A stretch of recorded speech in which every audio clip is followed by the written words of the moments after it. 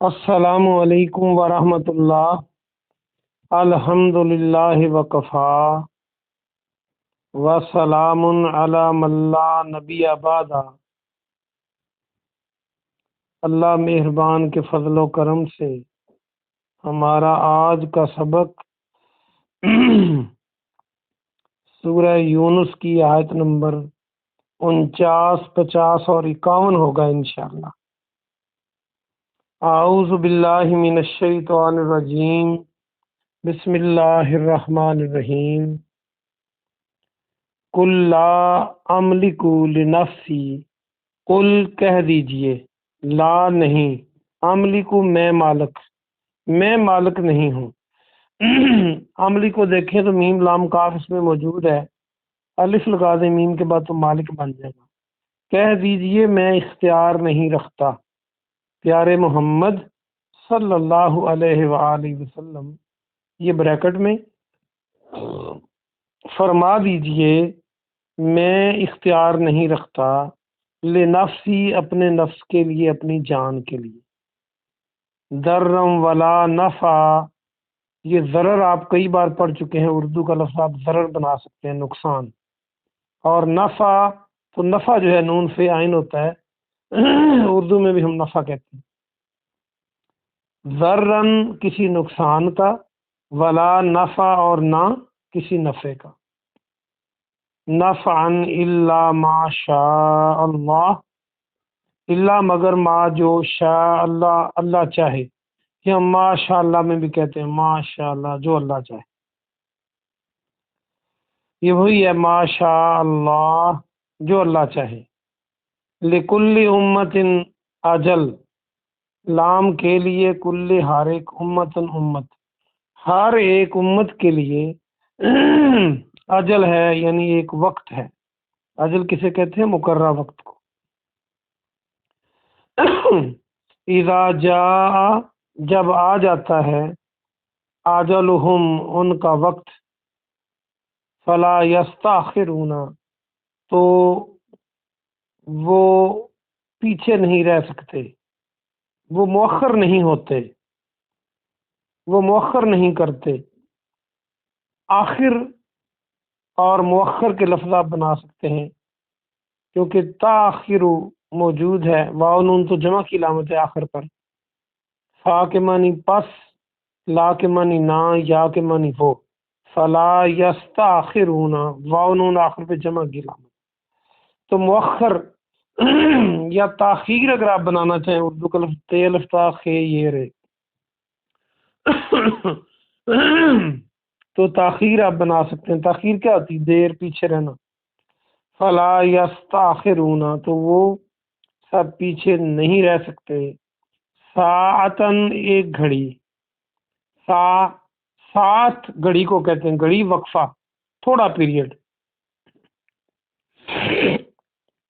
ساعتن ولا یستقدمون، اور نہ وہ آگے بڑھ سکتے ہیں، مقدم کر سکتے ہیں۔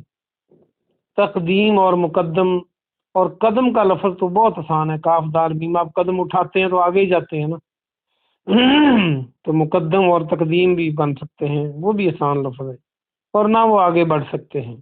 با محاورہ ترجمہ دیکھیے، پیارے محمد صلی اللہ علیہ وآلہ وسلم، بریکٹ میں آپ فرما دیجئے میں اپنی جان کے لیے کسی نقصان کا اور نہ کسی نفع کا اختیار رکھتا ہوں، یعنی میں اپنی جان کے لیے کسی نفع اور کسی نقصان کا اختیار نہیں رکھتا، مگر جو اللہ چاہے، جتنا اللہ چاہتا ہے اتنا ہی ہوتا ہے۔ ہر امت کے لیے ایک وقت مقرر ہے، جب ان کا وقت آ جاتا ہے تو نہ وہ پیچھے رہ سکتے ہیں، اور نہ ایک گھڑی پیچھے رہ سکتے ہیں، نہ وہ آگے بڑھ سکتے۔ قل ارائیتم، فرما دیجئے کیا تم نے دیکھا، ان اتاکم عذابہ، ان اگر اتاکم آ جائے، میں نے بتایا تھا اس کی ساؤنڈ ملتی ہے عطا کرنا، عین تو یہ الف، آپ فرما دیجئے کیا تم نے دیکھا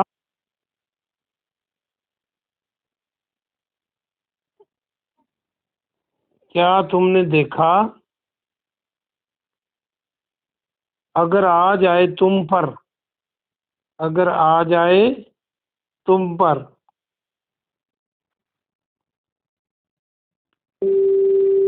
اگر السلام علیکم۔ اگر آ جائے تم پر، اگر آ جائے تم پر، ان اتاکم، اگر آ جائے تم پر، عذابہ، اس کا عذاب، بیاتن و نہارن، بیات بیت، بیت گھر کو کہتے جیسے بیت اللہ، اللہ کا گھر، اور یہاں اس کا معنی رات ہے، کیونکہ عام طور پر رات کو ہر بندہ گھر آ جاتا ہے، اور کئی لفظ استعمال ہوتے ہوتے اپنے معنی بدل لیتے ہیں۔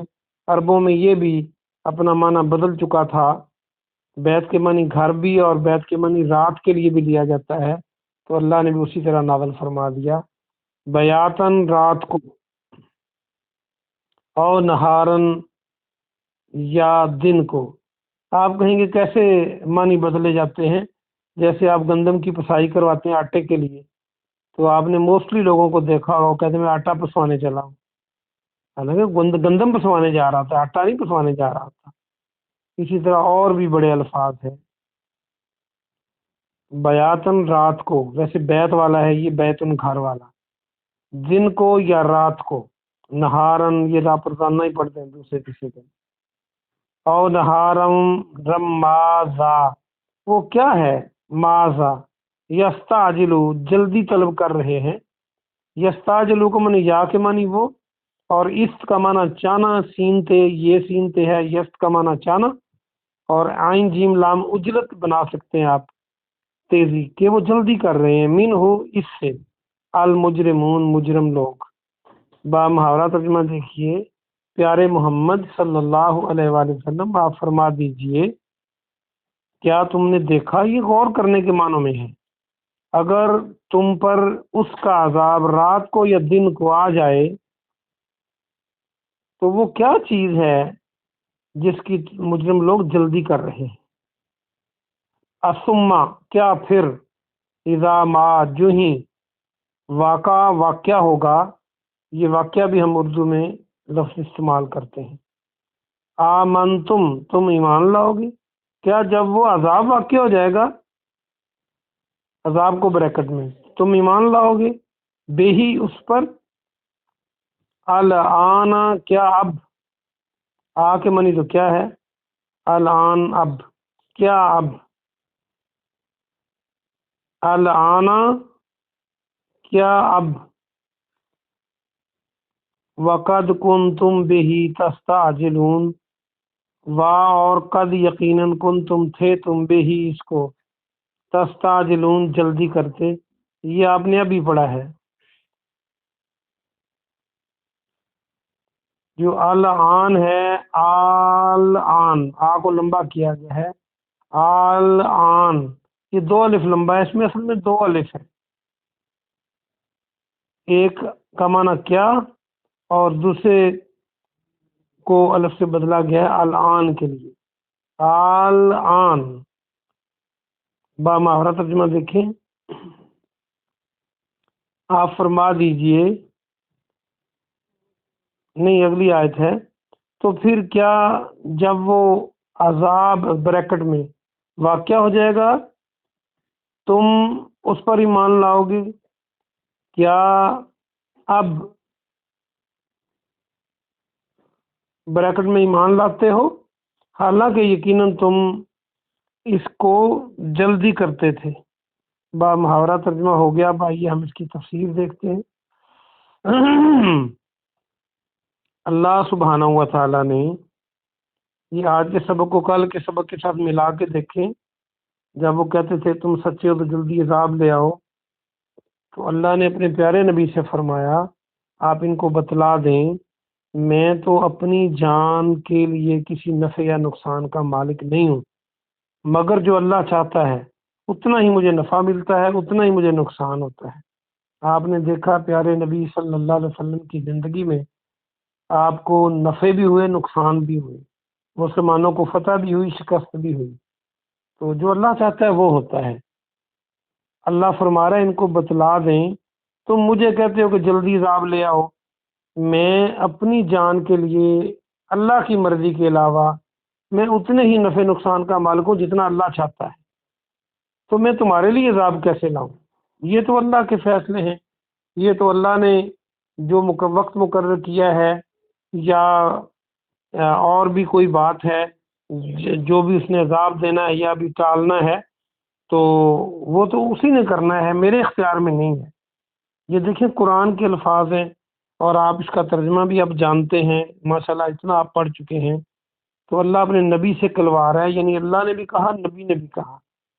تو ہم نبی حالانکہ پوری مخلوقات میں اللہ سے افضل ہوتے ہیں، اللہ افضل ہوتے ہیں، ان کے پائے کا کوئی انسان نہیں ہوتا، اور ہمارے نبی صلی اللہ علیہ وسلم تو پوری مخلوقات سے افضل تھے۔ تو جب ان کو اختیار نہیں تو کسی اور کو کیسے ہوگا؟ پھر ہم اللہ کو چھوڑ کر ادھر ادھر بھاگے پھرتے ہیں۔ ہمیں اس سے سمجھ جانا چاہیے کہ یہ قرآن کی منشا نہیں ہے، ورنہ اللہ کسی کو اختیار دیتا تو پیارے نبی صلی اللہ علیہ وسلم سب سے زیادہ حقدار تھے۔ آگے فرمایا کہ ہر امت کا ایک وقت مقرر ہے، جب وہ آ جائے گا، آ جاتا ہے، نہ اس کو پیچھے کیا جاتا ہے، گھڑی نہ آگے کیا جاتا ہے، یعنی مقررہ وقت پر جو عذاب ہے، مقررہ وقت پر نہ اس عذاب کو آگے کیا جاتا ہے نہ پیچھے کیا جاتا ہے۔ تو یہ تو اللہ کے فیصلے ہیں۔ اب ہمیں پتہ لگ جانا چاہیے کہ اختیار کس کے پاس ہے۔ ہم معاشرے میں دیکھتے ہیں کئی لوگ اپنا پیسہ بھی لٹاتے ہیں، اپنی عزت بھی بعض کا برباد کر لیتے ہیں۔ اگر پیغمبر علیہ السلام کو اختیار نہیں تو پھر کسی اور کو کیا ہوگا؟ اگر اللہ نے کسی کو بیٹا نہیں دینا تو کوئی دلا سکتا ہے؟ اللہ نے کسی کو نفع دینا ہے، اس کو کوئی نقصان میں بدل سکتا ہے؟ تو یہ ہمیں سمجھ جانا چاہیے۔ آگے فرمایا کہ کیا تم دیکھتے ہو، یعنی غور کرو، کیا تم نے غور نہیں کیا کہ جو تم مانگتے ہو کہ جلدی آ جائے، اگر وہ رات کو یا دن کو تمہارے اوپر آ جائے، جو عذاب ہے اللہ کا جس کی تم جلدی کرتے ہو، تو کیا یہ مجرم لوگ کیا اس کو غور نہیں کرتے کہ جب مانگتے ہیں تو وہ دن رات کو آ گیا تو کیا بنے گا؟ تو کیا عجیب چیز ہے کہ یہ جلدی کر رہے ہیں عذاب کی، دیر میں آئے یا جلدی آئے، مجرموں پر عذاب تو آنا ہے۔ تو پھر یہ عجیب انسان ہے جو عذاب کی جلدی کرتے ہیں۔ آخری آیت میں فرمایا کیا پھر جب یہ عذاب واقع ہو جائے گا تم اس وقت ہی مان لاؤ گی؟ کس چیز کا انتظار کر رہے ہو؟ جب اللہ نے اپنا پیارا پیغمبر بھیج دیا، اللہ نے آخری کتاب بھیج دی، تو اس کے بعد کیا رہ گیا؟ اللہ کی طرف سے ہر قسم کا پیغام اور نشانیاں آ گئی، پھر تم اپنے اوپر دیکھ لو، اپنے دائیں بائیں دیکھ لو، زمین آسمان دیکھ لو، تو تمہیں اب بھی پتہ نہیں چلتا، تو پھر جب کیا عذاب آ جائے گا تو پھر مانو گے؟ حالانکہ ایسا نہیں ہونا چاہیے۔ تو اس وقت پھر ماننا یا اس وقت کیا فائدہ دے گا؟ اس لیے ہمیں چاہیے کہ ہم آج توبہ کریں اور اپنے اعمال کو ٹھیک کریں اور عقائد کو ٹھیک کریں۔ سبحان ربک رب العزت عما یصفون وسلام علی المرسلین والحمد للہ رب العالمین۔